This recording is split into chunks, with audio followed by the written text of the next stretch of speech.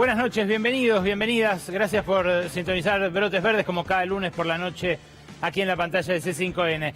Lo adelantó Pablo Dugan hace instantes. Acaba de estar en minutos nada más sentado en nuestros estudios, por primera vez en estos estudios de C5N, Guillermo Francos, candidato a ministro del Interior de Milei, un hombre con dilatadísima trayectoria política. Ahora le voy a preguntar, pero por lo menos 30 años haciendo política en distintos campamentos y aportándole a Javier Milei esa interlocución con lo que él llama la casta, que a medida que se acercan las elecciones, más inquieta por su carencia, por la escasez justamente de ese diálogo a todo el sistema político y a buena parte de la población. Vamos a hablar con él a fondo de todos los temas, así que quédate porque esto va a ocurrir ahora. De hecho, como hacemos cuando tenemos la ocasión de hacer una entrevista de estas características, vamos a invertir el orden del programa y luego haré mi comentario editorial, que en el anochecer de un día agitado en términos financieros también trae lo suyo como para compartir algo de información. Vamos a hablar también de un gran ganador de estos últimos años en los que casi todos perdimos, Marcos Galperín. Vamos a dar un detalle sobre Mercado Pago, Mercado Libre y el adelanto de ganancias que, dijo Sergio Massa, va a servir para financiar estas últimas medidas que vienen a compensar el efecto nocivo, pernicioso de la devaluación. Pero vamos a hablar de Israel también, porque es ineludible discutir, conversar y también acercar algunas precisiones respecto de este baño de sangre que volvió a apoderarse de Medio Oriente, que volvió a apoderarse de Israel, de Palestina, el brutal ataque terrorista de Hamás y una retaliación que ya acumula prácticamente la misma cantidad de muertos del lado palestino, una guerra que no tiene fin, lamentablemente, pero que parece haber entrado en una fase todavía más peligrosa. Y vamos a hablar también del debate presidencial. Anoche lo estuvimos cubriendo nuevamente aquí con gran audiencia. Sigue siendo algo que interesa muchísimo a la gente. Y sobre esto, mis compañeras Gabriela Vulcano y Lucía Isikoff traen lo suyo. Una primera venta de Gaby Vulcano de lo que va a tratar más cerca de las 12. Buenas noches, Gaby. ¿Qué tal? Buenas noches. Ale, la gran pregunta es ¿qué va a pasar después del 22 de octubre? Estuvieron ahí discutiendo los candidatos sobre ese tema para ver cómo llegan bien posicionados para las elecciones. Pero ¿sabés qué, Ale? ¿Qué? También algunos se están preparando para una eventual segunda vuelta y viendo si pueden conseguir votos de algunos lados. ¿Hay posibilidades de una alianza entre Unión por la Patria y la izquierda? Vamos a estar analizando ese tema y otras cuestiones más. Gracias, Gaby. Y también Lucía Isikoff con otro de los pasajes en los cuales pareció volver un tema que a algunos candidatos los incomoda particularmente. Buenas noches. Buenas noches, Ale. Y hablamos del feminismo porque se metió de lleno en el debate. Así como en el primer debate, todos los candidatos, los demás candidatos, lo atacaron a Massa con la economía, como era previsible. Bueno, ayer quedó en el centro de la escena a la hora de hablar de las mujeres Javier Milei, justamente por su misoginia, por su forma de decir que no hay brecha de género, bueno, por un montón de comentarios, su negacionismo, básicamente, queda en el centro de la escena Javier Milei, un Milei que se mantuvo calmo durante el debate, como le han aconsejado sus asesores, pero se puso un poco loco cada vez que lo atacó Miriam Bregman. De izquierda, mujer, es como un combo explosivo para Javier Milei, así que vamos a estar analizando cuáles fueron sus reacciones con esto. Gracias, Lu. En un ratito vamos a ahondar sobre esto y sobre lo que dejó una semana de mucha rosca en el establishment empresario. La semana pasada fue la semana del coloquio de IDEA. Y además de hablar de Marcos Galperín, vamos a conversar sobre algunos otros que se dieron cita allí y, por supuesto, a 2 semanas de las elecciones, ¿qué hablaron, qué discutieron respecto de este futuro tan cercano? 2 avisos y nos sentamos con Guillermo Francos. Guillermo Francos, gracias por venir a Brotes Verdes. Al contrario, muchas gracias por invitarme. Primera vez en este estudio, ¿no? Sí. Vamos a empezar por la política, que es en todo caso lo que le vas a tener que aportar a Milei en un eventual gabinete. Venís de decir en un reportaje en Chile, con un diario chileno, que en caso de que gane Milei, se daría una especie de una suerte de implosión de todo el sistema político. ¿Podés dar algún detalle de eso? Sí, pues si vos te fijás abajo de esa nota, la implosión la pone siempre el medio, ¿no? El título, quiero decir. Yo lo que dije es que si Milei triunfa, es un triunfo que se da por una posición que él expresa desde el inicio de su campaña en contra del sistema político, tanto de la coalición de gobierno como de la coalición opositora. Y en ese sentido lo que está bastante claro desde mi punto de vista es que ambas coaliciones tienen problemas internos que si gana Milei se van a ver agravados en esas composiciones políticas y seguramente van a romperse, van a ir algunos para un lado, otros para otro. Después cómo queda el tablero de la política no lo puedo predecir, pero sí sé que ellos tienen conflictos internos en cada una de las coaliciones, ¿no?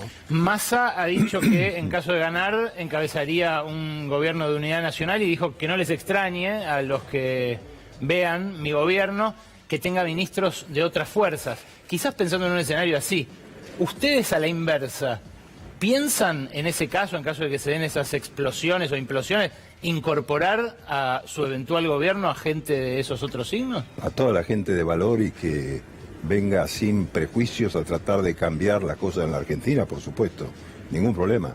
Toda gente honesta, toda gente de bien que quiera dedicarse a la función pública con desprendimiento y sin prejuicios, me parece que es totalmente bienvenida, como supongo que serán en las coaliciones que se armen en el futuro también. ¿Pero te imaginas compartiendo gabinete con un peronista, por ejemplo? Absolutamente, absolutamente, sin ningún problema. ¿Y con un macrista o con Macri mismo?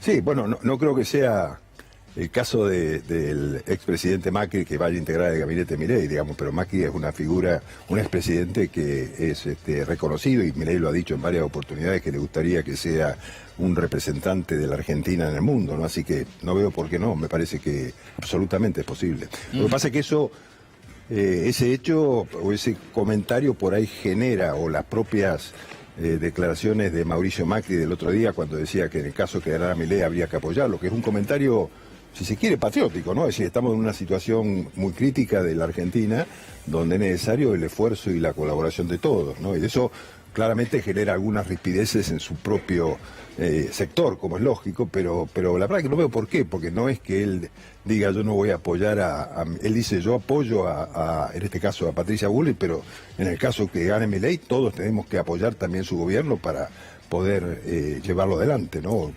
¿Y podría alguien con sus características personales, con su temperamento, entablar esos diálogos, generar esos consensos? Porque ayer vimos que le dijo asesina en el debate a Bullrich, por ejemplo. Bueno, esa relación por un motivo que yo no tengo muy claro, sé que hubo un hecho particular que se generó creo en el acto de la AMIA, hubo ahí alguna diferencia que Milei la tomó como un agravio personal y otras cosas más que sucedieron ahí, que bueno, yo no puedo decir exactamente qué pasó porque no estuve presente ni he estado en ese periodo aquí, pero generó un alejamiento de dos personas que en algún momento habían coincidido en varias visiones, ¿no? Pero claro, cuando llegan los momentos decisivos de una campaña electoral y cuando las encuestas marcan en algún caso paridad y en otro caso un alejamiento de Milei en la delantera de las encuestas, las que existan, porque la verdad es que también las encuestas son todas muy relativas, ¿no? La gente esconde mucho como escondió en la PASO, ¿no? Yo me acuerdo cuando decían que Milei estaba debajo de 20 puntos, después estaba en 22, después y resultó con 30. Y bueno, entonces cuando se va acercando ese momento, claro que las posiciones políticas de cada partido se tienden a tratar de diferenciarse más. Bueno, pero no es solo con Bullrich, también le dice zurdos empobrecedores a los que por ahí hacen un reclamo social, les dice van a correr a sindicalistas, a profesores, a científicos, a investigadores. Digo, es un tipo agresivo en general, ¿no coincidís? No, yo creo que tiene una forma de expresarse muy vehemente, en todo caso. y tiene ideas muy claras y expresa la misma, el mismo cuestionamiento de la gente hacia la política como se ha entendido hasta ahora. Sí, ¿no? está bien, pero un presidente puede enfrentarse a las frustraciones en muchas ocasiones, tiene que saber manejar eso. Bueno, pero él no es presidente, todavía es candidato, ¿no? ¿Confías en que va a cambiar tanto su temperamento que va a dejar de decir zurdos, va a dejar de amenazar, va a dejar de establecer esa enemistad con el que lo critican algo? Yo no creo que él deje su vehemencia porque es parte de su personalidad. Él está muy convencido de sus ideas y de cuáles son los males de la Argentina y eso lo va a llevar adelante y lo va a sostener. Ahora, cuando uno es presidente, claramente tiene que tener la conducta de un presidente y él lo va a hacer. Él es un hombre muy inteligente, ¿no? Así que no tengo duda que lo va a hacer. Si es un hombre muy inteligente, no le debe escapar el hecho de que decir que no conviene renovar los plazos fijos en un contexto como este, 2 semanas de las elecciones, puede exacerbar, fogonear o incluso empujar una corrida cambiaria y también bancaria. ¿Lo hace a propósito? No, yo creo que él no dijo eso. Primero, a ver, he escuchado un comentario muy parecido esta tarde y la verdad que eso, disculpame la expresión, me parece una pelotudez tan grande. ¿Por qué? ¿No? Porque, primero Javier no dijo eso, según entiendo, yo no escuché el comentario, pero lo que me dijeron que fue lo que dijo es, si yo tuviera que invertir ahora, no invertiría en un plazo fijo, que es muy distinto a decir no renueven los plazos fijos. No, es lo mismo. No, no es lo mismo, no es lo mismo, porque una cosa es sacar la plata que yo tengo en un plazo fijo y otra cosa es decir, tengo plata, no la invierto en este momento. Son cosas diferentes, ¿no? Qué sé yo, no. En términos de la estabilidad del sistema financiero es lo mismo. Porque el que saca, el que determina un plazo fijo, una cosa es lo que opta entre renovarlo o sacarlo. Pero, Alejandro, una cosa es sacar dinero del sistema de ahorro que está en los bancos y otra cosa es no poner dinero que no tengo hoy en el sistema y ponerlo. Pero es una disquisición, me parece que no tiene... echarle la culpa a un comentario de Milei de esas características...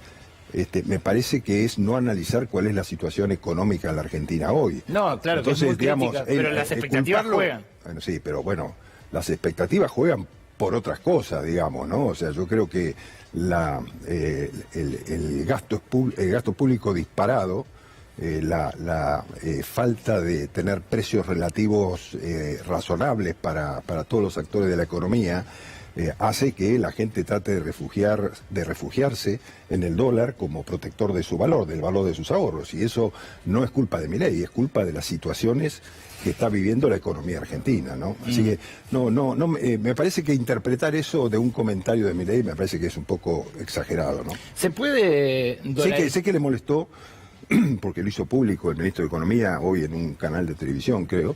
Pero la verdad que no es una responsabilidad de Milei, la responsabilidad es del que conduce la economía argentina, dar confianza, dar señales de estabilidad, esos son responsabilidades de quien ejerce la conducción económica del país, ¿no? Un episodio como el que protagonizó el jueves con Gabriel Martino, que estuvo acá hace muy poquito sentado en ese mismo sillón, ¿no da cuenta también de un rencor difícil de congeniar con la tarea de un presidente? No, yo hablé con Gabriel Martino después de ese episodio. El que lo frenó, no lo quiso saludar, le dijo vos sos de Larreta, adelante de 100 personas, ¿no? Bueno, ese hecho pasó, no sé exactamente cómo fue el diálogo, sé que hubo unas diferencias, pero yo hablé con Martino y no creo que haya ningún problema en la relación, conversé con él normalmente, hablamos del tema, no hay ninguna... ulterioridad, digamos. Ahora vamos a ir a economía, yo soy de nuestra área, pero dentro de la política sí, me imagino que habrán tenido una conversación respecto de qué es la casta y qué no, ¿no? Desde que volviste a la Argentina. ¿Y no te considera vos casta? Desde antes de venir a la Argentina. ¿Y? Si él me considera casta, sí. Y supongo que no me considera casta, desde el momento que me ofreció la posición de diálogo con el resto de las fuerzas políticas, él entiende que soy una persona que está capacitada para construir acuerdos, para tender puentes, pero el concepto de casta, él lo utiliza para decir a todos aquellos que están en la política o que se benefician de la política en términos personales. Bueno, vos en la política estás de los 90. No, yo estoy mucho antes, yo estoy desde el inicio de la democracia en la política, pero trabajé de mi vida activa, productiva, he trabajado 20 años en la actividad política y 20 años en la actividad privada. Muchos de ellos con él en la Corporación América, con Urnequian. Muchos de ellos en la Corporación América con Eduardo Urnequian, algunos de ellos también con Javier Milei. O sea, del año 2012 al año 2019 trabajamos en el mismo lugar, sí. No directamente vinculados, pero sí muchas veces en trabajo en conjunto, ¿no? ¿Sigue enojado Urnequian por lo que dijo del Papa, Milei? No, yo creo que no creo que esté enojado. A lo mejor no le gustó algunas de las expresiones de Javier con respecto a Francisco, pero no me parece que mantenga el enojo. También Urnequian es una persona vehemente y de temperamento fuerte, así que a veces se cruza con gente y lo expresó. Y bueno, Urnequian es un hombre que está un poco más allá de todo, ¿no? Ya ha vivido tantas cosas en su vida que digamos, tolerar una expresión de Urnequian me parece que es razonable, y yo creo que entre ellos no van a tener ningún problema en poder conversar en el futuro. Ya yendo a lo económico, hay muchas dudas respecto al plan de dolarización. Él dice que tiene 5 diferentes, pero evidentemente los dólares no están, y yo he pasado acá las posiciones del Fondo Monetario, del Instituto Internacional de Finanzas, de los distintos bancos de Wall Street. Nadie dice que le va a prestar esos 30.000 o 60.000 millones de dólares. ¿No es un salto al vacío en estas condiciones insistir con eso? No, yo no creo que dé un salto al vacío, mire, yo creo que para llevar adelante una propuesta de ese tipo, él tiene perfectamente claro cuáles son las circunstancias en las que lo va a hacer, y tengo claro que él sabe cómo hacerlo. Entonces, yo, digamos, cuando tome la medida es porque la puede tomar, ¿no? O sea, no necesariamente va a ser inmediato. No puedo decir si va a ser inmediato, porque tampoco quiero que se generen especulaciones con respecto a eso. Yo no digo que va a ser inmediato o no va a ser inmediato. Yo creo que cuando él plantee esa medida, lo va a hacer con fundamento. Él dice que vamos a la peor crisis de la historia argentina. ¿Cuándo imaginás que va a ser? ¿Ahora, el 23 de octubre, el 20 de noviembre, después del balotaje, el 10 de diciembre? ¿Cuándo? Bueno, yo creo que él ha dicho que estamos en una de las situaciones más complejas de la historia económica argentina por varios motivos, porque tenemos inflación muy alta por un lado, porque tenemos déficit muy alto por el otro, porque tenemos falta de inversión por el otro. O sea, están todos los elementos de la economía están en contra en este momento, y lo señala como una advertencia de que hay que tomar medidas urgentes. Pero me parece que es una cosa lógica. Eso no es ser tremendista, es ser realista y ubicarse en cuál es la realidad que enfrenta la Argentina, ¿no? Y yo creo que cuando él habla de las 4 o 5 posibilidades de dolarización que existen, él lo plantea desde el punto de vista de que hay que ver cuál es la situación de la economía el día que asuma el poder, si llega a ser electo presidente, ¿no? ¿No te parece que es un activo para un país, por ejemplo, en el caso de una pandemia, si los demás países no le prestan, poder emitir su propia moneda para, aunque sea la emergencia? Bueno, hay países, yo sé que dicen que son tales países o cuáles otros, pero yo hablé hace unos días, casualmente por este tema, para ver los impactos que había tenido políticos con el expresidente de Ecuador, Yamil Maguad. Tuve una larga conversación con él para ver cómo había vivido En Ecuador se apilaban los cuerpos en las calles, no los llegaban a recoger, ni siquiera. Tuvo muchos más muertos por 1.000 habitantes que Argentina, Ecuador. ¿En qué circunstancias? En la pandemia. No, pero yo digo, te estoy hablando cuando estableció la dolarización. Ah, sí, ¿no? Claro, no, pero yo digo, ante una emergencia, un tornado, una inundación, una catástrofe, un ataque, no sé, caída de meteoritos, ¿no le serviría a un país tener un banco central, tener la emisión? Es lo que pasó acá en la Argentina, ¿no? O sea, trajo inflación, pero en su momento nadie habría cobrado su sueldo, no habrían cobrado las 3 cifras que se cobraron la gente si no se hubiera emitido pesos. ¿Pero por qué? Bueno, ¿Por qué no se podría, digamos? Porque no estaría el circulante, no estaría el... ¿Pero por qué no estaría el circulante? ¿De dónde lo sacaría? Pero por Argentina tiene capacidad de exportar. Claro, pero no en una emergencia, si se interrumpen las exportaciones. Pero la realidad lo que hay que generar es un proceso virtuoso de la economía argentina. Vos tenés que... hoy las reservas del Banco Central son... depende cómo se mire, o nulas, o negativas, o casi nulas. No niego ese desastre. Vos lo que tenés que intentar hacer es acumular reservas. Y con esas reservas desarrollar la economía. ¿Cómo con este sistema que tenemos hoy, cuál es la inversión que hay en la Argentina? No. ¿Cuál es el crecimiento? No hay dudas que hay problemas. Entonces ¿No sería exacerbar esos problemas dolarizar? ¿No sería maniatarse y tirarse al agua?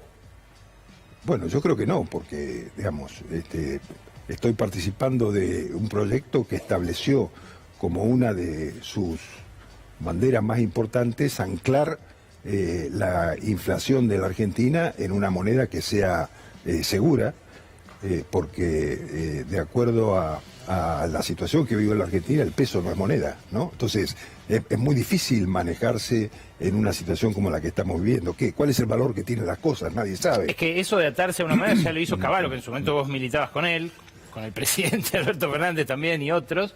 Él hizo ese anclaje y en un momento explotó porque Brasil devaluó. Si uno se ata a la productividad de otro país y se enfrenta con una situación como esa, bueno, se lleva la desocupación al 20%. Pero no fue por eso que explotó el sistema. El sistema es porque la convertibilidad suponía un país sin déficit fiscal. Cuando comenzó el proceso que estaba inmerso en ese proceso político que vivía la Argentina con la intención del entonces presidente Menem de buscar un tercer periodo, ahí eso generó una situación de aflojamiento de lo que era los principios de la convertibilidad. Se permitió el endeudamiento de las provincias, se permitieron los títulos con garantía de la coparticipación, y todo eso generó una explosión de déficit y generó emisión, inflación, etcétera. Y ahí, digamos, cambió todas las condiciones que estableció la convertibilidad y el sistema terminó con la caída de la convertibilidad, la crisis del 2001, etcétera. Vos ¿no? Incluso lo seguiste reivindicando después de eso a Cavallo. Absolutamente. ¿Hoy lo seguís reivindicando? Sí, totalmente.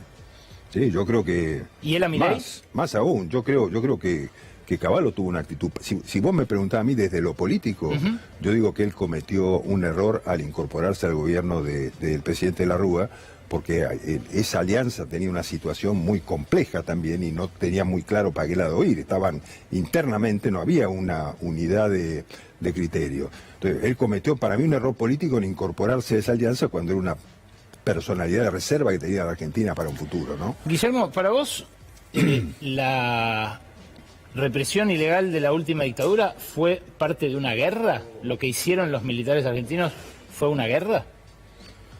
Yo creo que fue una reacción absolutamente desmedida de parte de quien detenta el poder de la nación frente a un brote subversivo. Yo no diría que fue una guerra, sino que fue una represión de la subversión que existía en ese momento en la Argentina y que violó las mínimas normas del Estado de Derecho. Entonces, de ninguna manera... En ninguno de los conceptos que virtió Milei existe la idea de que puede haber una equivalencia entre la subversión y quien ejerce el poder del Estado. Sí, de hecho lo dijo textualmente. Lo dijo textualmente. No, entonces, dijo, fue una guerra, usó las palabras de Macera en la defensa en el juicio a las juntas. Dijo lo mismo que Macera. Bueno, hubo excesos en una guerra. No, sí, pero él dejó muy clara la diferencia entre los excesos desde el poder del Estado a los actos terroristas de la subversión. Dijo que claramente los actos de represión del poder del Estado habían generado un genocidio, había generado... No, bueno, pero la palabra guerra, en una guerra una confrontación, ¿querés ponerle? Hubo una... No, en una guerra se hacen centros clandestinos de detención y campos de exterminio, se violan embarazadas, se picanea a mujeres en sus genitales, no. No, sí, por supuesto que no. Por supuesto que no. ¿Y tú qué dijo una guerra? Las expresiones que usó él no las puedo... ¿No será que Victoria Villarruel impone una forma de ver esa época de la Argentina que es muy parecida a la de los militares juzgados por represores genocidas? No, a mí me parece que Victoria Villarruel plantea una cosa totalmente distinta, que es la diferencia que ha habido en la democracia, en el tratamiento y el reconocimiento de derechos a las víctimas de la represión del Estado y la falta de reconocimiento a las víctimas de la subversión. Hay una diferencia que no es justa en un sistema de reconocimiento de derechos. Pero también hay una diferencia entre hablar de las víctimas de actos terroristas aislados en democracia y justificar diciendo que fue una guerra la represión ilegal. Pero no me lo pongas en esos términos, porque yo no te estoy diciendo... No, pero yo te estoy diciendo que fue una guerra o no fue una guerra. Yo lo que te digo es que fue un abuso del poder del Estado en la represión de la subversión. Hablando de guerras, él viene diciendo que se alinearía con Estados Unidos y con Israel en materia de política exterior. Visto lo que está pasando ahora, ¿no es un peligro para nuestro país algo así? Más allá de la condena razonable, que me parece que compartieron todos los candidatos, de los actos terroristas de Hamas. Sí.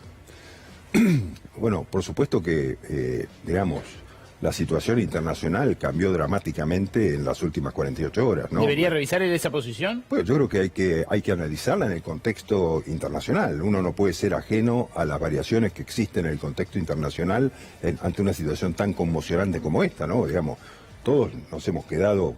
Nunca nadie pensó que podía pasar esto en el Estado de Israel actual, ¿no? O sea, claramente hay una situación que analizar y considerar, ¿no? Y eso será el presidente que resulte electo con su canciller y con su equipo que deberá analizarlo, ¿no? Bueno, los dos actos terroristas que sufrimos los argentinos fueron en época de relaciones carnales, ¿no? Por eso la pregunta, por eso sí. La inquietud. No, lo tengo claro. Por supuesto que es un tema para reflexionarlo mucho, ¿no? Dos más de economía. La obra pública en las provincias. Dijo Milei que la eliminaría completamente, que la reemplazaría por la iniciativa privada. La participación público-privada, que yo acá la estudié bastante porque, bueno, esos contratos durante la época de Macri se iniciaron y colapsaron y dejaron encima una deuda por las garantías que se disparaban y demás. Seguramente ustedes en la Corporación América también lo estudiaron porque eran parte de ese entramado de contratistas. ¿Es deseable ir a un esquema como ese que dicen los mismos contratistas no solventa ni el 20% de las obras que se hacen hoy? Yo creo que lo que se expresó es cuál es la tendencia que debería tenerse en una organización razonable del Estado, y las PPP, la participación público-privada, es una de ellas.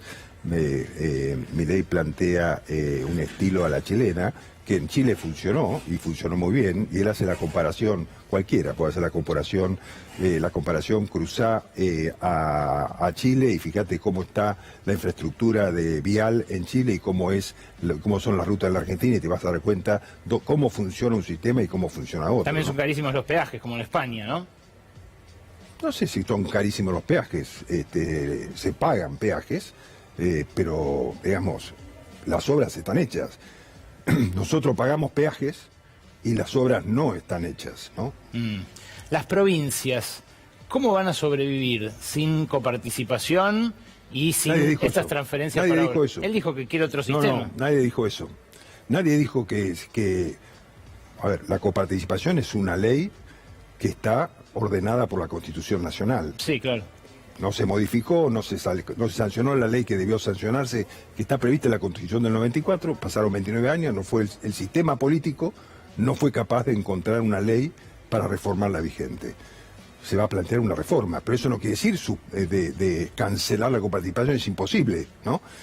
Tal vez haya que pensar en un cambio en el sistema tributario, ¿no? Es decir, bueno, que las provincias recauden y coparticipen a la nación. Habrá que pensar eso, ¿no? Porque poner la responsabilidad de la recaudación en quien tiene la responsabilidad del gasto es lo más razonable, ¿no? Entonces, me parece que ir hacia un sistema más eficiente en la gestión de la economía, en la gestión de la hacienda pública, me parece que es importante, ¿no? Y por lo menos ser capaces de analizarlo y discutirlo y conversarlo con los actores en el Congreso y en los gobiernos provinciales, ¿no? Guillermo, muchísimas gracias por venir a Brotes Verdes. No, al contrario, gracias a vos. Vamos al editorial, ahora sí, que arranca de la siguiente manera. ¿Sigue el plan de dolarización? Mirá, cuanto más alto esté el precio del dólar, dolarizar es más fácil. Así es que para nosotros esto es eliminar el Banco Central, te diría que es parte de nuestra, es una política inamovible, básicamente porque creemos que hay una cuestión de índole moral, que robar está mal, hay una cuestión de índole técnica, y es que, digamos, la cantidad de dinero en la economía la determina la demanda de dinero, no la oferta de dinero. La oferta lo único que hace es determinar el nivel de precios. Nosotros tenemos después distintas alternativas para hacer la dolarización, y nosotros creemos que el principal problema es político, porque con el señoríaje, es decir, la emisión de dinero para financiar el fisco, Los políticos le robaron a los argentinos de bien en los últimos 20 años 280.000 millones de dólares. Entonces yo le preguntaría a ustedes si están de acuerdo que los políticos nos roben 280.000 millones de dólares o que nos roben 25.000 millones de dólares por año como están haciendo ahora. Bueno, son cuentas muy en el aire las que saca el líder de La Libertad Avanza, pero dijo algo muy claro. Mientras más caro esté el dólar, más fácil va a ser dolarizar. Cuando en abril, mayo empezamos a plantear distintos escenarios de dolarización y a qué paridad serían, lo que decíamos era precisamente que podía pasar esto, que a medida que se acercaran las elecciones, si insistía y si estaba en una posición competitiva Milei, lo que él dice que pasaría en su gobierno se precipitaría antes. Y claro, no es todo adjudicable a estas declaraciones, pero fíjate lo que pasó en estos últimos 15 días con el dólar blue. El dólar paralelo arrancó el lunes 18 de septiembre en 7.30. Había empezado a carretear para el despegue. Estaba en 700 la semana anterior, pero se mantenía calmo más o menos desde hacía un mes, desde que se habían celebrado las PASO. Esa semana pegó el salto a 7.40, como decía, simplemente carreteando. Pero para el final de esa semana estaba 800 y arrancó la semana pasada en 7.90. Cerró a 8.85 el viernes y hoy cerró a 945. Si uno lo mira así, es a pedir de Milei, cada vez más fácil dolarizar. El problema es que con una suba, ni más ni menos que del 20% en el dólar paralelo y el coletazo que eso puede tener en la presión sobre los paralelos financieros, lo que vamos a ver es un impacto inflacionario que va a empujar a miles de personas abajo de la línea de pobreza. Ahora, en tiempo real, en el próximo mes, mes y medio. Y le preguntábamos recién a Francos, él decía, bueno, esto es responsabilidad del gobierno. Ahora, en situaciones así, empieza a ser compartida la responsabilidad. Porque esta mañana, como también conversábamos con Francos, Milei dijo esto sobre los plazos fijos. Escuchá. ¿Qué le recomendás a una persona que hoy le vence un plazo fijo en pesos? ¿Que compre dólares ya, le decís? Jamás en pesos, jamás en pesos. El peso es la moneda que emite el político argentino. O sea, hoy... Por ende no puede valer ni excremento, porque esas basuras no sirven ni para abono. Bueno, es así, ¿no? En ese vocabulario youtuber, lo que dice Milei es una orden muy concreta. Saquen la plata del banco, ¿no? Y esto, en un contexto así, como dije, puede ser encender una mecha que no se sabe cómo van a pagar. Porque puede ser, y ha pasado, está el antecedente de Guido Di Tella con el dólar recontra alto que dijo que hacía falta cuando ya Menem había sido electo para presidir la nación, pero en este caso ni fue electo Milei todavía, ni es la situación de hiperinflación que dejó Alfonsín en aquel proceso electoral. Acá se está encendiendo algo que hasta ahora, mal, bien, más o menos, el gobierno venía frenando en una discusión muy problemática con el Fondo Monetario Internacional. Ahora, no es solo estas dos declaraciones. En su informe semanal para inversores, la sociedad de bolsa de la familia de Ramiro Marra, Bull Market Broker, dio a conocer un par de escenarios en función de quién gane las elecciones del 22 de octubre. Y es muy interesante ver lo que dicen del plan de Milei, dado que Ramiro Marra es el candidato a jefe de gobierno y uno de los candidatos con más alto perfil de La Libertad Avanza. Fíjense ustedes lo que llaman repito, en Bull Market Broker, en la sociedad de bolsa que heredó Ramiro Marra, fíjense cómo describen el escenario. El mercado cambiario y monetario iría a la dolarización. Liberalización del mercado de cambio, liberalización de tarifas, acomodamiento rápido de precios relativos, fixing de dolarización, instrumentación secuencia, pone ahí ley ómnibus, y fíjate después, proyecta una hiper de 45 a 60 días. ¿Escuchaste bien? Míralo, porque este lo dejé así intacto para que vos lo veas. Hiper de 45 a 60 días. Me pregunto, cuando se desencadena una hiperinflación, con lo violenta que es en términos de redistribución, de ingresos, de caos productivo, de corte de la cadena de pagos, ¿alguien puede garantizar que va a tener una determinada duración? Y algo más inquietante todavía, si se desata una hiper, pero el que viene es alguien que tiene asesores todos hasta hace un año marginales en la discusión económica, que no tienen participación muy nítida en los medios de comunicación, que no detallan mucho su plan, que se pelean entre ellos todos diciéndose este tipo de cosas, excremento y demás. ¿Alguien puede frenar una hiperinflación en este contexto internacional encima, con la guerra de Ucrania, con el recrudecimiento del conflicto en Medio Oriente y los impactos que puede llegar a tener esto sobre la macroeconomía mundial? Bueno, es muy llamativo ver esta proyección que hace, repito, la familia de Ramiro Marra sobre un eventual arranque del gobierno de Javier Milei. Hoy el Banco Central tuvo que salir a responderle a esto y lo hizo con un comunicado y un informe, el informe de estabilidad financiera. Claro, si había hasta ahora un problema que no teníamos, es que los bancos pudieran quebrar. Los banqueros se agarran la cabeza cuando lo escuchan a Milei decir en pesos no, sáquenla de ahí. Porque hay un montón de inestabilidades, un montón de cepos, de tapones, de restricciones.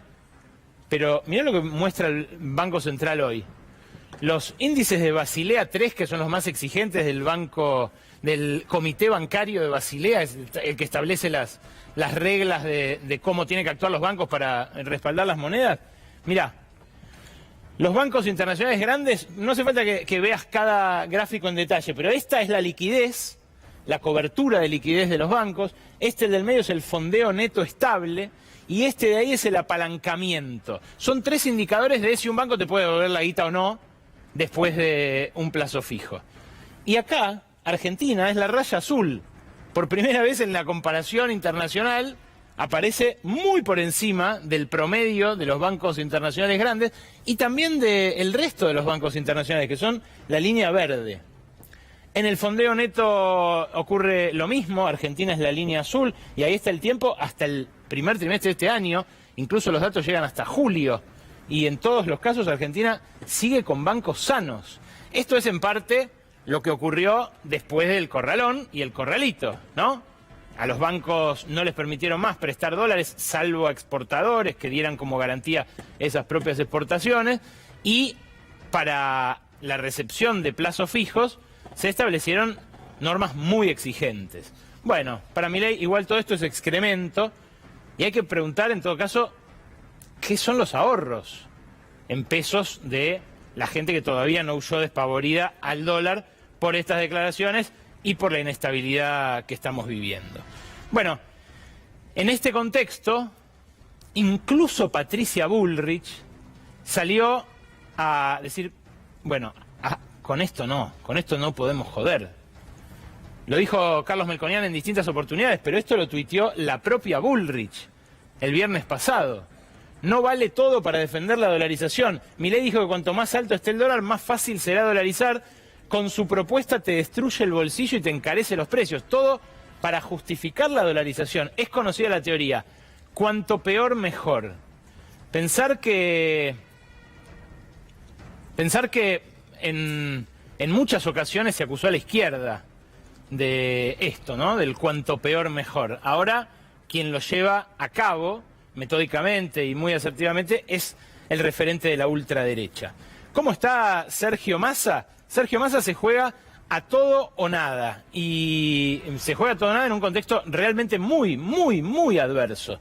Acá tenés el salario mínimo que aumentaron hace 10 días en términos reales, Fíjate cómo está de deteriorado. Está prácticamente como lo recibió Néstor Kirchner cuando era 450 pesos, que se habían devaluado, además, en aquel momento. La política de aquel primer kirchnerismo fue aumentarlo para empujar los sueldos que están afuera de los demás convenios, para levantar el piso. Eso se mantuvo durante todos los kirchnerismos, bajó con Macri. Esto es el salario mínimo a plata de hoy, en cada momento.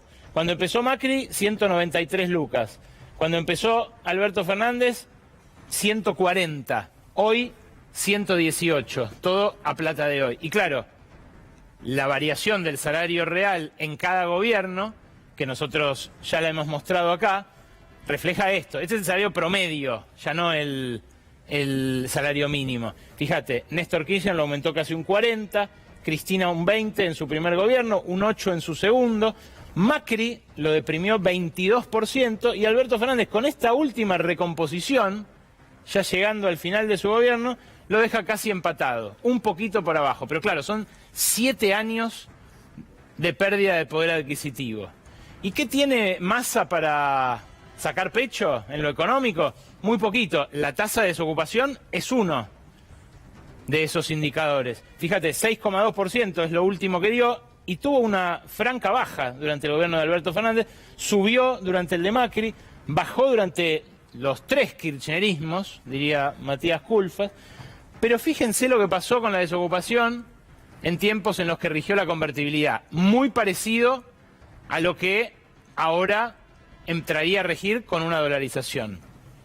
Todo el tiempo aumentó, desde un número muy parecido al actual, que dejó Alfonsín, muy parecido al 6%, hasta aquel 22% con el que Cavallo renunció un día antes de que se fuera en helicóptero Fernando de la Rúa. ¿Cuál es el problema? La gente tiene laburo, pero no alcanza. No alcanza porque la inflación es demoledora. Y claro, la inflación pegó ese salto. Fíjense ustedes, esto lo marca muy correctamente Mate, el grupo de economistas heterodoxos de Rosario que siempre citamos. La inflación venía alta, obviamente, ¿no? En el nivel en el que la dejó Macri, 54%, bajó en el año de la pandemia porque se congelaron un montón de precios, pero después estaba en torno a eso, hasta la firma del nuevo acuerdo con el Fondo Monetario el año pasado. Es cierto, se vació el Banco Central de Reservas, eso no es imputable exclusivamente al acuerdo con el Fondo Monetario, sino también a desmanejos internos del oficialismo, pero es muy nítido cómo la inflación aumenta de la mano de ese acuerdo con el Fondo Monetario. ¿Y ahora qué va a pasar?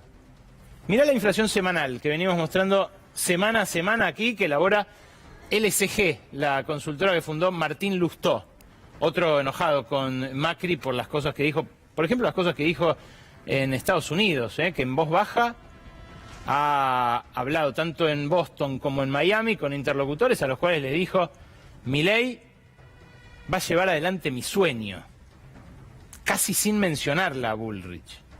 Bueno, Lustó empezó a hacer esta medición, la siguió haciendo su consultora, y fíjate, en las últimas semanas, la primera semana de octubre dio 1,4, que es menos que la primera semana de septiembre. Claro, hubo un fogonazo cuando empezó a subir el dólar blue del 2,9, no tan grande como el de la pospaso, la devaluación grande, que Massa dice que el fondo le terminó por imponer, pero venía en un descenso en niveles altos, pero en un descenso franco. Hay que ver ahora, obviamente, con esta disparada del dólar, qué va a pasar en estas ruedas que quedan hasta las elecciones y especialmente en la transición.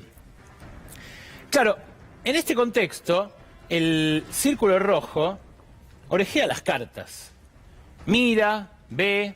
La semana pasada algunos incluso se fueron del lugar donde estaba hablando Patricia Bullrich para ir a escucharlo a Milei. Otros estuvieron un ratito y un ratito, se fueron corriendo de un lugar al otro. Claro, el poder atrae, ¿no? Es como un imán en determinados contextos. Y lo que se vio allí en el restaurante Furia, fíjense qué lugar, ¿no? Para citar Milei a los empresarios, lo que se vio es a un tipo completamente destemplado, a un hombre que a Gabriel Martino, ese banquero que era tan cercano a Mauricio Macri en su momento, le hizo un desplante público digno de una telenovela. Se le acercó a saludarlo, Martino, él le negó el saludo y le dijo, vos estabas con Larreta, vos sos de Larreta. Claro, algunos de ellos se horrorizaron, otros dijeron se la tiene merecida, tiene muchos enemigos Martino en el establishment, pero lo que pocos sabían es la historia común entre Martino y Milei. Milei trabajó para Martino en la FJP Máxima, que era del HSBC. Él era uno de los gerentes del HSBC, luego sería el gerente general, y esa relación laboral también terminó mal. Como, ¿te acordás la que te conté, la pasantía de Milei en el Banco Central, que no le renovaron? Bueno, en aquel paso por la FJP Máxima, también es recordado como un torbellino, alguien que traía problemas a la oficina. Y uno de los detonantes por los cuales no siguió trabajando en Máxima y prescindieron de sus servicios fue un caso no denunciado en la justicia, pero sí internamente, de acoso sexual laboral. Y esto también era otra época, era otro contexto, pero también habla de las características de un hombre que puede llegar a tener las riendas de la economía nacional dentro de muy poco tiempo.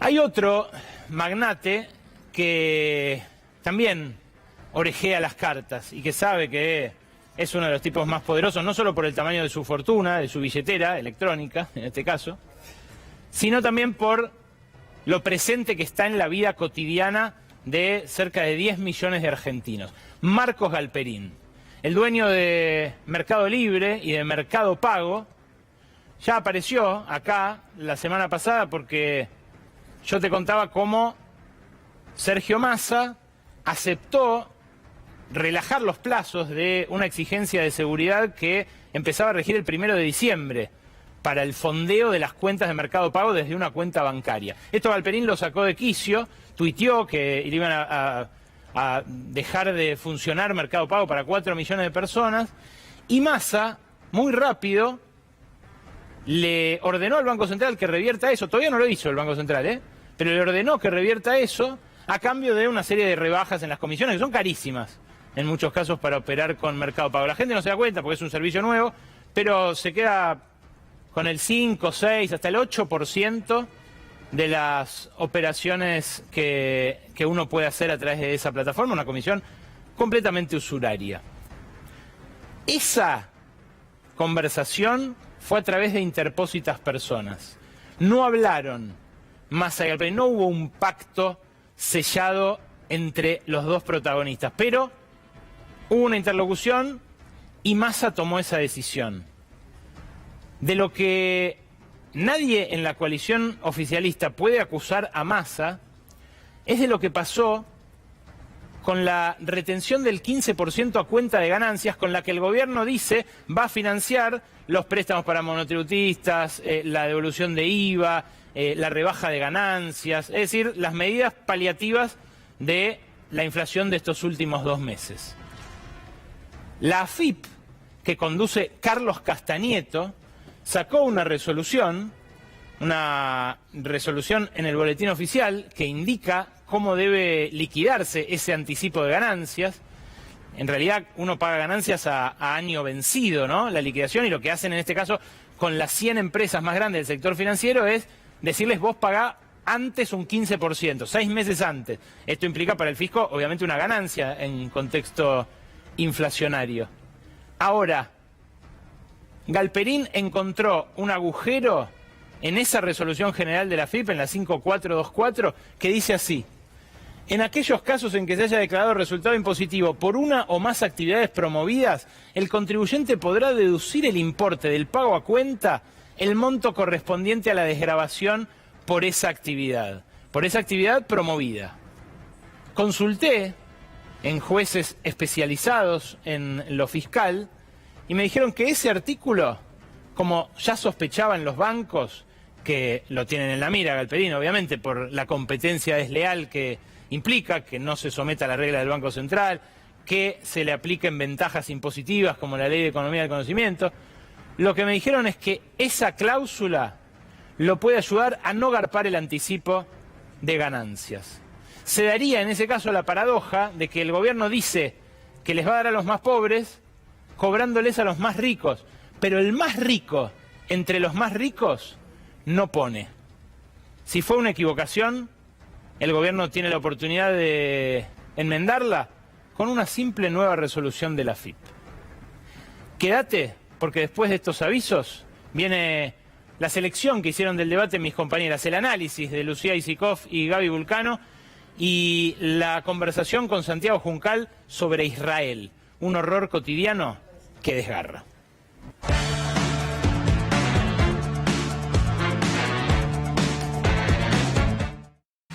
Ayer nuevamente el debate presidencial tuvo altísimos números de audiencia. Fue un par de puntos menos en rating aquí en el área metropolitana de Buenos Aires, pero claramente la sociedad quiere saber más sobre candidatos en los que me da la sensación no confía demasiado.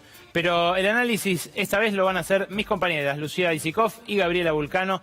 Adelante, todo suyo. Bueno, Ale, otra vez nos preguntamos, ¿hubo un ganador en este debate? ¿No lo hubo? Y la realidad es que fue un debate nuevamente bastante parejo porque según quien hace el análisis es quien ganó, ¿no? Escuchamos de todo. Lo que sí hay una especie de consenso en que Patricia Bullrich cambió un poco su actitud y se mostró mucho más agresiva que en el primer debate, que ella, bueno, salió de ese debate diciendo que estuvo resfriada, digo, atajándose. Bueno, ayer salieron todos contentos diciendo que Patricia fue la ganadora. Aunque la asistió el SAME, ¿no? Sí, bueno, tuvo una pequeña asistencia del SAME, bueno, así dijeron que tuvo un problema en el ojo al final del debate, pero una Patricia Bullrich que estaba presionada y que salió a atacar más fuerte. Atacó como ya venía haciendo su confrontación de siempre con el kirchnerismo, nada nuevo bajo el sol por ahí, pero sí atacó mucho más a Milei, que esto era algo que le reclamaban en la interna. Vamos a empezar a ver cómo Patricia Bullrich hace una estrategia para asociar directamente a Massa y Milei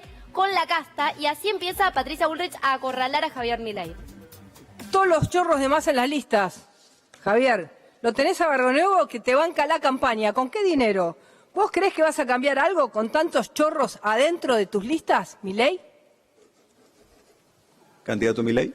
Bullrich, vos también tenés un montón de gente en tus listas que viene de otro lado, pero parece que tenés un problema con la inflexibilidad, y mientras que vos sí podés lavar tu pasado de montonera asesina, nosotros, digamos, otros que solo gritamos y decimos cosas, no podemos cambiar, no podemos tomar otra gente. Bueno, Ale, ahí ves la estrategia de Bullrich, que la verdad que ahí le funciona. Claro, porque pisa el palito. Claro, pisa el palito y dice, vos también tenés chorros en tu lista, pero claro, no habla de qué es lo que pasa hacia adentro. Le estaba preguntando particularmente por Barrionuevo que nunca se está mostrando públicamente con Milei, pero Milei ya no niega que está detrás de la organización de todos sus actos y el rol importante que puede llegar a tener en su futuro gobierno, en caso de, bueno, obviamente de que Milei gane. No, claro, bueno, ahí lo empezó a acorralar. ¿Y después cómo siguió, Gaby? Ahí me parece que lo importante es que en el caso de Milei lo que trató de hacer Bullrich, y te diría que fue lo más novedoso del debate, que es arrastrarlo al sector de la casta, como veíamos recién.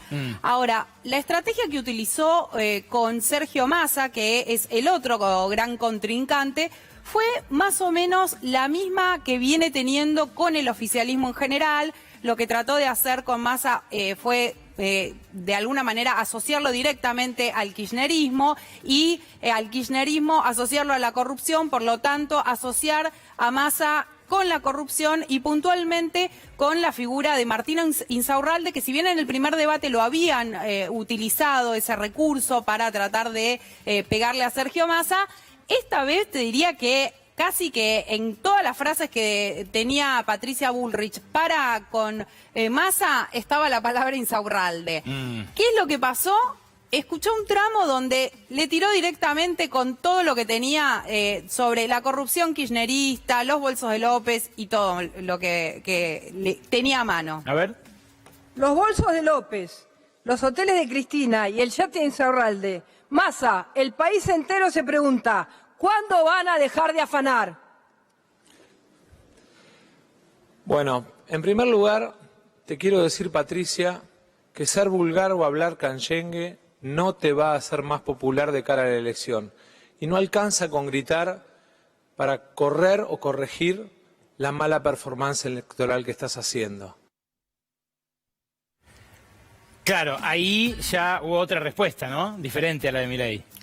Sí, hubo otra respuesta diferente porque ahí le sirvió a Massa para decirle y recordarle que ella no va a estar en el balotaje, algo que Massa tiene como seguro que va a llegar al balotaje con Javier Milei y que van a dejar afuera a Patricia Bullrich, y aprovechó un poco para pegarle, pero también no se quedó ahí porque también habló de otro tema Massa, contestándole cada vez que Bullrich le decía algo sobre Insaurralde, y dijo esto. Que Tigre se transformó en 6 años en la ciudad más segura del conurbano, pero que además vinieron de distintos lugares del mundo a copiar el modelo que habíamos desarrollado. Móviles controlados satelitalmente para que los patrulleros no duerman en las estaciones de servicio. Cámaras en todas las esquinas de los barrios y además el botón de pánico en el celular de cada ciudadano. Yo no hablo de acusaciones falsas. Y respecto de Insaurralde, cometí un hecho gravísimo. Le pedí la renuncia al cargo, le pedí la renuncia a la candidatura. Y no todos somos lo mismo, Patricia. Vos nunca pediste la renuncia de Milman. Claro, Milman involucrado muy seriamente en la causa por el intento de asesinato contra Cristina Fernández de Kirchner, ¿no? Sí, ahí hay una Bullrich que se queda, ¿no? Con esta estrategia de Massa. Entonces le salió un poco mejor acorralar a Milei, no lo logró tanto con Massa. Y ahí decimos, bueno, tuvo una performance mejor Patricia Bullrich que en el primer debate. Ahora le alcanza, por ahí le alcanza para fidelizar un poco del voto propio que estaba ahí yéndose con Milei, porque la veían a ella muy dubitativa. Pero no sé si esto le puede sumar algún voto a Patricia Bullrich. Y también, Ale, toda una especulación previa a este debate con respecto a si Patricia Bullrich iba a usar una bala de plata. Si ¿A tenía quién una se bala... refieren? Bueno, te digo un poco lo que se dijo desde el entorno de Patricia Bullrich después del debate. La bala de plata era la presencia de Chocobar, Chocobar, que es el padre de la doctrina de Bullrich, ¿no? Recordemos a este policía que mata a un ladrón por la espalda y que se convierte en un emblema durante la gestión de Bullrich en seguridad en Cambiemos. Bueno, lo llevó al debate esperando que sea como una cosa completamente disruptiva, así lo planteaban, no lo fue tanto. Y también, un segundo punto de bala de plata, vendieron a esa foto con Macri previa al debate, un Macri que dijeron seguro va a estar en el debate, y no estuvo. Estuvo unas cuadras antes, donde hicieron, mira, ahí lo ves. ¿Por qué Macri es el único que no tiene la credencial ahí colgando? Porque nunca entró a la Facultad de Derecho. ¿En serio? Esto es en el Hotel Palladio, que está ahí unas cuadras, ahí por Callao. Hicieron como una especie de previa. Mirá qué detallista, Isikov, ¿eh? Sí, viene detallista. Mirá quién no está en esta foto también, porque lo ves a Macri y no lo ves a Horacio Rodríguez Larreta. No, claro. Versiones cruzadas respecto a esto. El entorno de Rodríguez Larreta dice, nos dijeron que la foto iba a ser a las 19 horas y se la sacaron a las 18:30. No es que Horacio no estuvo, ¿no? Así que alguien han dejado afuera de esta foto.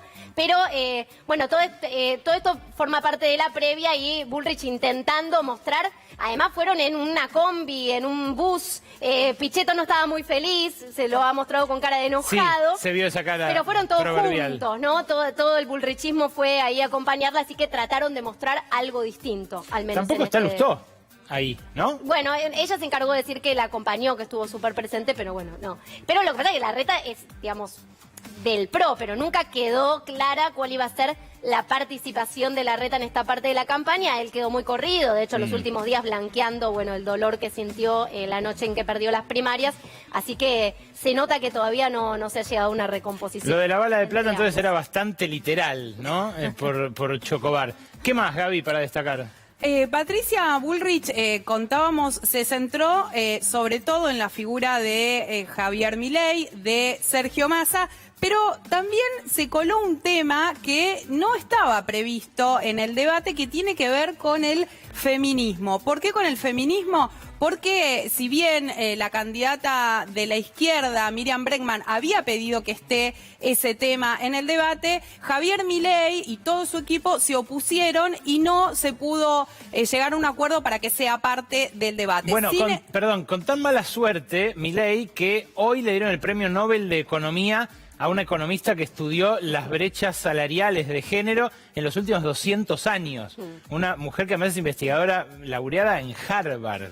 Que ¿no? él dijo que no existen directamente Claro, las brechas salariales. claro, lo desmiente con información de video de YouTube y lo desmiente a él en la Premio Nobel de Economía de hoy. Una cosa realmente impresionante por lo sincrónico, ¿no? Sí, al punto que lo llevó al debate en esa discusión, porque mencionó sobre que no existía esa brecha salarial, ya lo venía diciendo en varios reportajes, y tuvo un cruce justamente con Miriam Bregman por este tema, y después Sergio Massa le respondió. Escucha, Ale.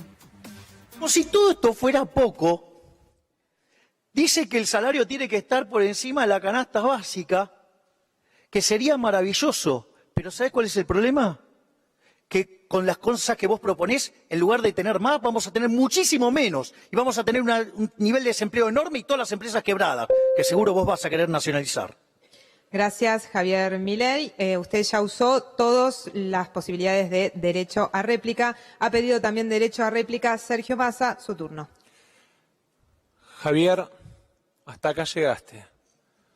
Deja de faltarle el respeto a las mujeres, porque me parece que más allá de que piensen distinto, tienen derecho a opinar distinto a vos. Y me parece que muestra tu rasgo autoritario. Bueno, un Massa que ahí apeló a la polisemia, ¿no? El hasta acá llegaste no refería solamente a dejar de tratar mal a las mujeres. Intentó proyectarlo a todo lo demás, ¿no? Intentó proyectarlo a todo lo demás, pero Massa quería de alguna manera hablarle a las mujeres, porque es un tema que la agenda de género quedó por fuera de el temario que tienen los candidatos en general, excepto en el caso de Bregman, que se decidió tomar todo lo que tiene que ver con la agenda de género, pero le empezaron a decir cada vez más a Massa: hay que hablarle a las mujeres van a definir esta elección, la mayoría de las personas que no fueron a votar son mujeres, y entonces buscó el momento de hablarle a ese electorado y encontró este huequito apelando a las palabras que había tenido Milei con Bregman, donde de alguna manera estaba descalificando sus ideas y estaba como queriendo explicarle algunas cuestiones como si no estuviera hablando directamente con una par que tiene, bueno, sus propias propuestas respecto a muchos temas, entre ellos a la economía. Evidentemente fue un momento de traspié para el referente de la ultraderecha. ¿Qué otra parte destacaron, Lu? Bueno, se metió también en esta discusión, después de esta discusión de a dos, se mete Patricia Bullrich y le dice a Massa: gracias por tu ayuda. Escuchá cómo se lo dice. Desarrollo humano, Milei, es empezar por respetar a las personas. Le decís mogólicos al que piensa distinto que vos.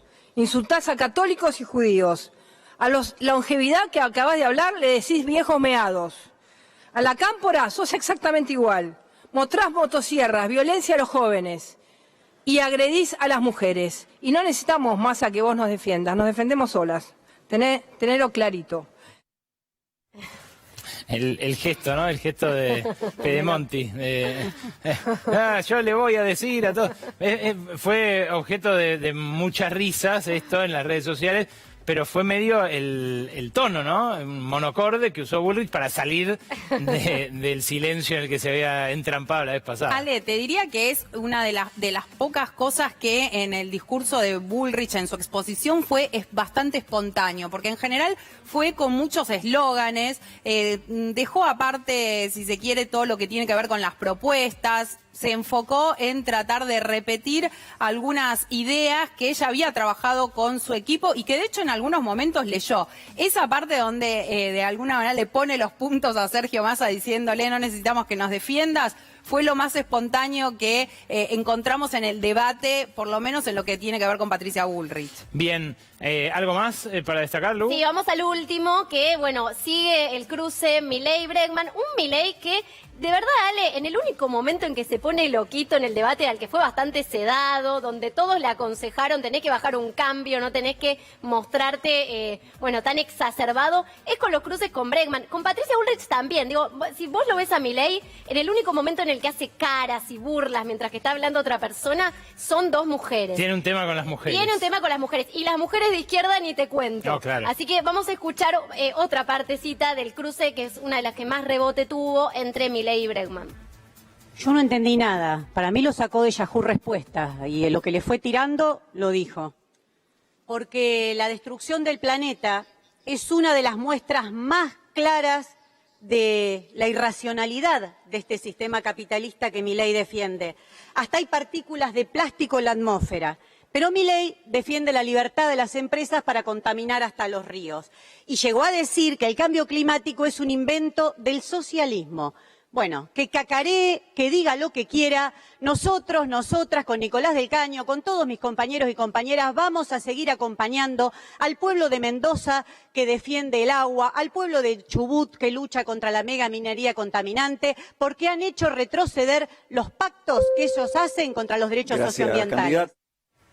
Sí, otro de los momentos donde se lo vio notablemente incómodo, ¿no? Sí, muy incómodo. Y al final del debate uno se pregunta, bueno, ¿quién ganó? ¿Alguien ganó? ¿Alguien sumó votos? Antes que esa pregunta, ¿alguien gana en los debates? ¿Cambian algo en términos Para mí, electorales? en general, se ve más al que pierde que al que gana, porque es muy difícil tener un ganador. En general, el que gana es el que más coincide con lo que uno piensa y dice, bueno, está bien, Claro. fue un poco flojo, pero tiene razón en este argumento, porque así lo veías a la gente militante del macrismo, dice que ganó Bullrich, bueno, los de Milei y todo así, pero en el primer debate había sido más notorio que Patricia Bullrich no había sumado nada, había quedado más relegada, y me parece que este debate fue un poco más parejo en ese sentido. Sí, posiblemente no se gane en términos de votos, pero en lo que tiene que ver con el desempeño, ahí Patricia Bullrich, en comparación con lo que había sido el primer debate presidencial, la verdad que se destacó, porque sobre todo fue con una actitud de a todo o nada. El resto de los candidatos más o menos se mantuvieron en el mismo lugar en el que estuvieron en el primer debate presidencial. A Milei se lo vio nuevamente bastante calmo, bastante controlado en muchos de sus dichos. Sí, Schiaretti se mantuvo en Córdoba. Schiaretti se mantuvo en Se pasó Córdoba. un poco más al país, viste que ahora estrenó un discurso más de federalismo. Visto desde Córdoba. Visto desde Córdoba. Es cierto. Y en el caso de Massa, estuvo por momentos teniendo que defenderse de los cuestionamientos que le hacían por Insaurralde, por los temas económicos, pero manteniendo mucho la gestualidad, ¿no? En muchos momentos para tratar de rebatir cada una de las cosas que le decían. Decíamos, Ale, ¿quién sumó votos? Porque ¿alguien sumó votos? Bueno, decíamos, en lo que tiene que ver con los televidentes, el electorado, difícil está, porque en general lo que se hace es reafirmar ya el voto, pero Sergio Massa trató de buscar votos dentro de sus contrincantes, ver si podía hacer algún tipo de alianza con alguno, ya pensando en la segunda vuelta. Escúchalo. Miriam, votaste con nosotros 24 leyes en el último año y solo 2 con La Libertad Avanza. Y el domingo pasado no fuiste clara con tus electores. ¿De verdad para vos es lo mismo Milei que nosotros? Sergio, me parece que ante todo lo que decís es un tanto irresponsable. Porque lo querés, acá lo presentan a Milei como viene a la derecha, es un monstruo, después le arman las listas. Y sí,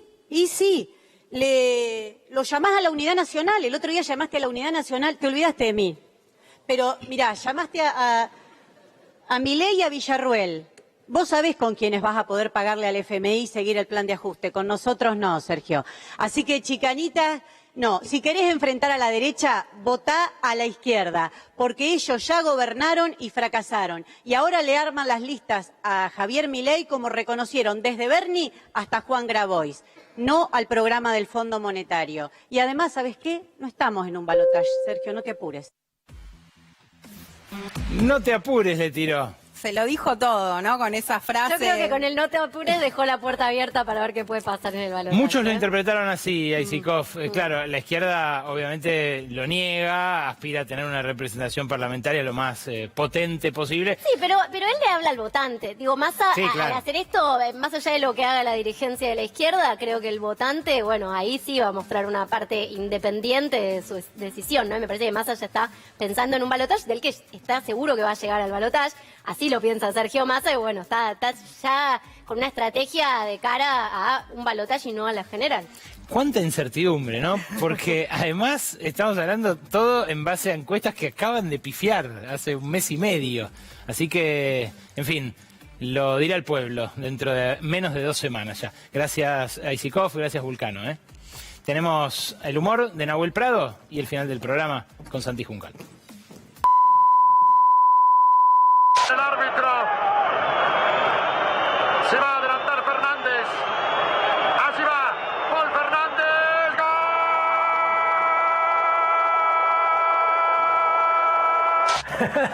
¡Gol! ¡Qué grande Boquita! Me pone contento por Román, la verdad. ¿Qué Román? ¡Si ese es un comunista! ¡Todos son comunistas en Boca, Bocaca! Pero, Javier, ¿cómo van a ser comunistas en Boca? ¿No te das cuenta quién hizo el gol? ¡Po Fernández! ¡Po Fernández! ¡Po! ¡Po!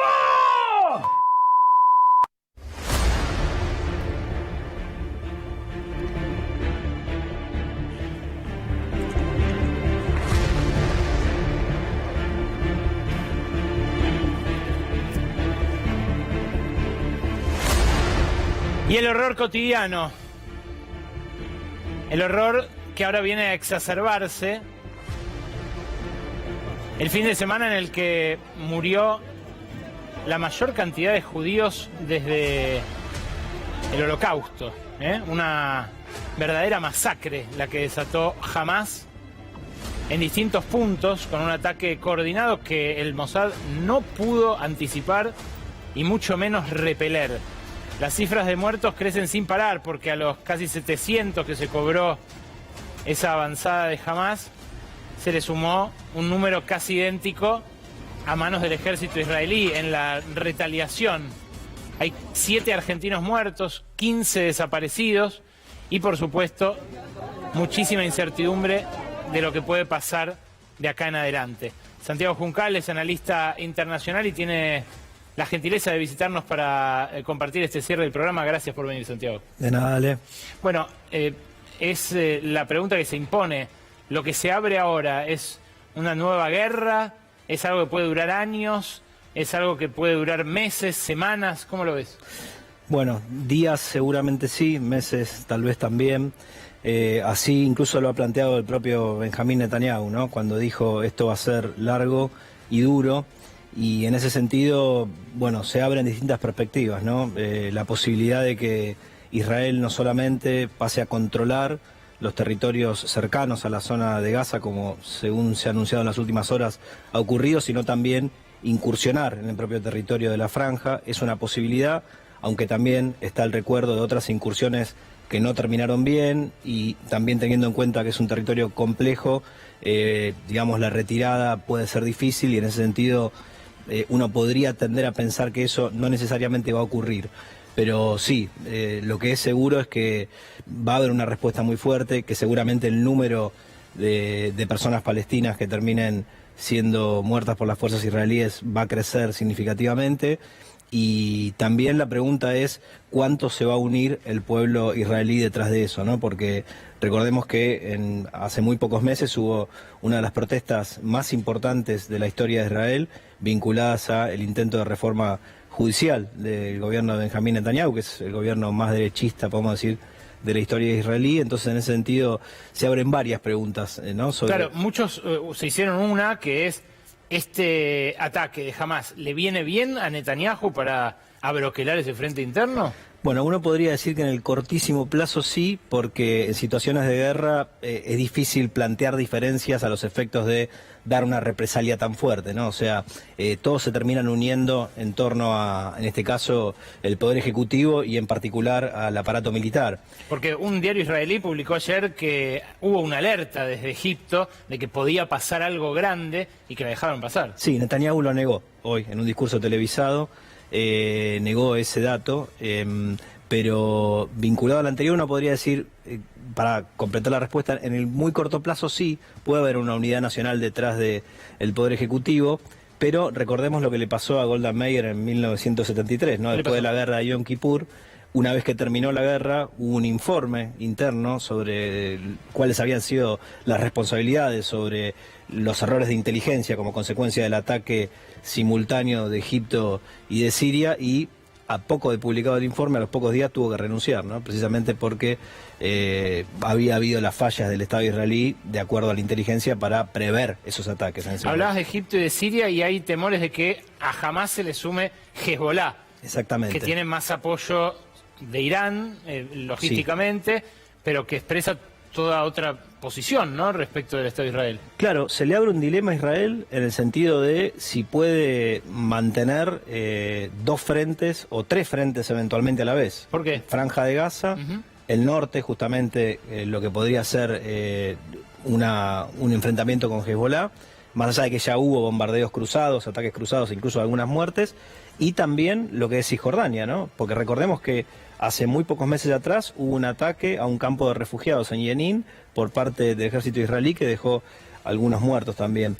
Entonces, digo, esto que es claramente un ataque de Hamás inédito en la historia, que ha dejado muertes de civiles muy condenables, lo que termina abriendo es un panorama bastante, justamente inédito también, en el sentido de que las respuestas pueden ser múltiples y el conflicto puede tener una escalada a nivel regional. Sí hay esfuerzos ya de parte de Egipto, de parte de Turquía y de parte de Qatar para avanzar en negociaciones de paz. Lo que pasa que, obviamente, se pueden resumir en lo inmediato simplemente a intercambio de rehenes, a intercambio de presos, y no mucho más que eso, porque es obvio que la avanzada israelí hacia Gaza va a ser clara y contundente, como decíamos antes, ¿no? Santiago, ¿cómo juega Estados Unidos en esto? Porque justamente es el actor central en términos de abastecimiento de armas, pero también el que no pudo generar la paz con su intervención en tantas décadas. Efectivamente. Bueno, en lo inmediato juega muy claramente en favor de Israel, así lo ha expresado Biden, e incluso hubo un comunicado conjunto de Estados Unidos, Alemania, Gran Bretaña, Italia y Francia, en el sentido de plantear que estaban del lado de Israel y que jamás no era un actor legítimo para las aspiraciones legítimas de la población palestina, ¿no? En ese sentido, el apoyo fue cerrado. Y uno puede decir, históricamente, republicanos y demócratas han apoyado a Israel con matices por ser su aliado en Medio Oriente. Ahora, ha habido también previamente diferencias entre Biden y Netanyahu sobre justamente la reforma judicial que estaba llevando a cabo el gobierno. Claro, la criticó. La criticó abiertamente. Sí. Entonces uno puede decir, bueno, cerró filas en este caso a favor de Netanyahu, por supuesto, por ser su aliado histórico, pero también recordemos el antecedente de Ucrania. Ha habido recientemente un problema entre republicanos y demócratas para ver si se ampliaba la ayuda a Ucrania en el marco de la defensa ante la invasión rusa. Esto también puede ser lo mismo vinculado a si se va a apoyar y en qué medida a Israel en este contexto, porque obviamente no se puede apoyar a todos de la misma manera. Se le abren varios frentes en el sentido de Estados Unidos y va a ser un campo de discusión también entre republicanos y demócratas, sobre todo de cara a lo que va a ser la elección presidencial el año que viene. De hecho, Biden ya fue criticado por los republicanos por supuestamente no haber tenido una política correcta en Medio Oriente. Una última. Esto que habitualmente tiene ecos, reverberaciones en el resto del mundo, sobre todo cuando uno de los actores es un grupo terrorista, ¿no? Eso le puede decir de otra manera a alguien que hace lo que hicieron el fin de semana para infundir terror, ¿no? ¿Crees que puede desencadenar una ola, digo, no necesariamente en Europa, en Estados Unidos, en algún lugar del mundo, puede generar un reverdecer de la actividad del fundamentalismo o atentados aislados en otros lados? Yo tiendo a pensar que el conflicto palestino-israelí tiene sus particularidades y que en ese sentido, digamos, se va a resolver en sus propios términos, o mejor dicho, va a seguir en sus propios términos sin la necesidad de que aparezcan, en todo caso, rebrotes por ese tema en particular. Pero tampoco lo descartaría, es decir, lo inédito del panorama hace que haya que pensar la estrategia de los estados, en este caso involucrados en el conflicto, y la de los movimientos que en todo caso pueden llegar a apoyar a Palestina de diferentes maneras, porque nuevamente el panorama es absolutamente nuevo en ese sentido. Es Santiago Juncal, a quien acaban de escuchar. Muchísimas gracias por la gentileza de venir acá. Y con ustedes nos reencontramos el lunes que viene. Fuerte lo que dejó el Brotes Verdes de hoy, con un invitado que no había hablado hasta ahora, al menos en este estudio, y que busca, Milei, colocar como una especie de compensación de sus exabruptos. Bueno, quizás haya que escucharlo con especial atención, escucharlo de vuelta. Ya saben que todos nuestros materiales también suben a YouTube y a las redes. Los esperamos entonces a las 11 el lunes que viene, como siempre, aquí en C5N. Chao.